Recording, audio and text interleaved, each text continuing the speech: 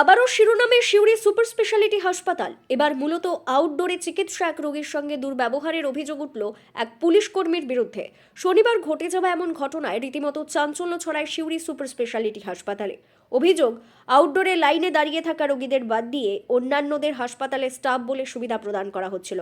এমন পরিস্থিতিতে বেশ কিছুক্ষণ লাইনে দাঁড়িয়ে থাকা কাজী আব্দুল রাকিম নামে এক রোগী বিষয়টি নিয়ে ক্ষোভ প্রকাশ করেন।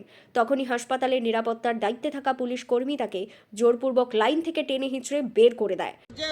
এখন যদি এই নরমাল লোক হতো এর কোনো কিছুই বিচার হতো না, কিন্তু যেহেতু ওর লোক রয়েছে এখন বলছে কি আমি কিছু করিনি, পুরো নরমাল স্বীকার করছে।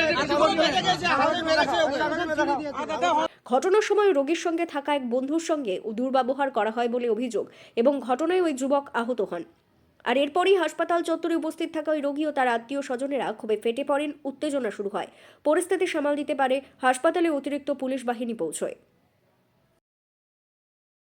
ওরা হচ্ছে পুলিশ, হসপিটালের পুলিশ, ওরা আমাদের এই অবস্থা করছে। ওরা এই অবস্থা করছে, ছিঁড়ে দিল, মেরেছে এরকম মেরেছে। তারপরে আমি আপনার নামে অভিযোগ করছেন, আজ পর্যন্ত আমাদের রিপোর্ট ছেড়ে দিয়েছে, আমাদের টপ টেস্ট আমরা কি অভিযোগ বলুন, কি হয়েছে? দালালদের কথা শুনতে, শুধু দালালদের কথা শুনতে। কি হয়েছে বলুন কি হয়েছে? দালালদের ফেরমা মানে দালালদের ফেরমা। এক মিনিট, কি হয়েছে বলুন? ঘটনা ওদের তর্কাতর্কি হচ্ছিল আউটডোরে, ওদেরকে আমি বুঝাতে গেছি কিছু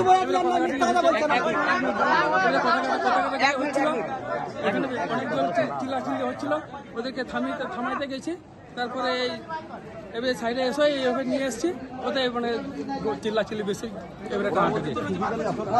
হ্যাঁ, না কাউকে মারা হয়নি তো।